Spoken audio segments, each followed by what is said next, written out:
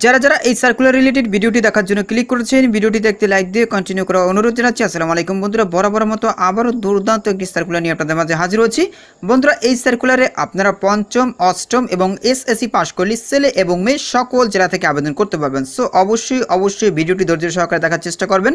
তাহলে চলুন মূল ভিডিওটি শুরু করা যাক। বন্ধুরা, মূল ভিডিওটি শুরু করার আগে বরাবরের মতো ছোট্ট একটি রিকোয়েস্ট থাকবে, আপনি যদি আমাদের এই পরিবারে নতুন দর্শক হয়ে থাকেন, এরকম নতুন নতুন সার্কুলার রিলেটেড ভিডিও সবার আগে পেতে আমাদের এই চ্যানেলটি সাবস্ক্রাইব করে পাশে থাকা বেল আইকনটি অন করে রাখুন পরবর্তী ভিডিও নোটিফিকেশন পেতে। আর যারা সাবস্ক্রাইব করেছেন তাদেরকে অসংখ্য ধন্যবাদ। প্রিয় বন্ধুরা, দেখতেই পাচ্ছেন police lines school and college বগুড়াতে বর্তমানে চলমান নিয়োগ বিজ্ঞপ্তি রয়েছে। এখানে আপনারা বাংলাদেশের সকল জেলা থেকে আবেদন করতে পারবেন। এখানে কিন্তু দেখতেই পাচ্ছেন সুইপার পদ রয়েছে, কম্পিউটার অপারেটর পদ রয়েছে, আয়া পদ রয়েছে, দপ্তরি পদ রয়েছে, এছাড়াও অন্যান্য পদগুলো রয়েছে।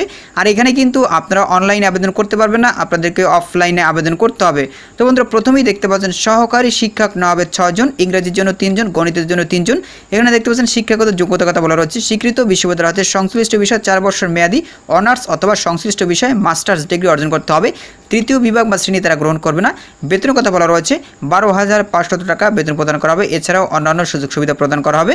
এবার বন্ধু দেখতে পাচ্ছেন সহকারী শিক্ষক নেওয়া হবে 7 জন, দেখতেই পাচ্ছেন বাংলার জন্য 3 জন, ইংরেজির জন্য 4 জন।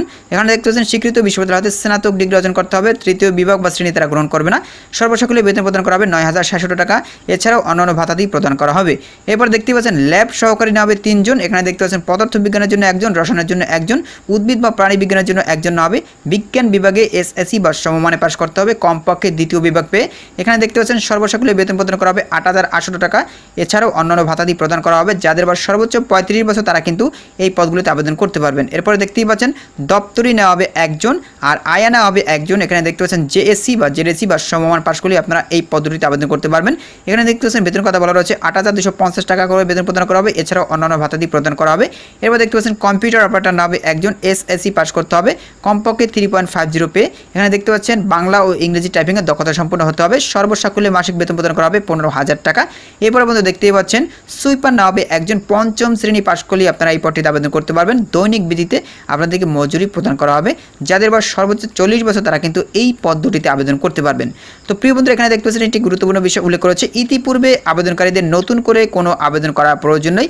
যারা ইতিপূর্বে আবেদন করে ফেলেছেন তাদের আর নতুনভাবে আবেদন করার কোনো প্রয়োজন নেই।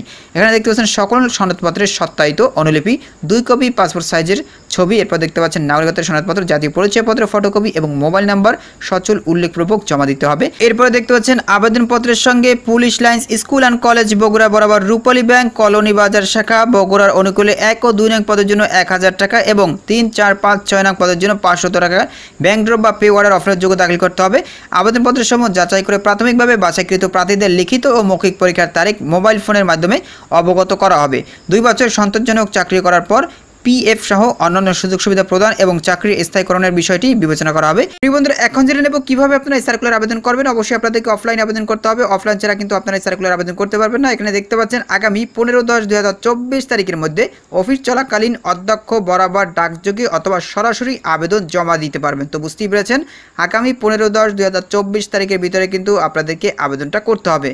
তো প্রিয় বন্ধুরা, এই ছিল মূলত আজকের সার্কুলার। পরবর্তীতে নতুন কোনো সার্কুলার নিয়ে আপনাদের মাঝে হাজির হবো। সবাই ভালো থাকবেন, সুস্থ থাকবেন। আল্লাহ হাফেজ।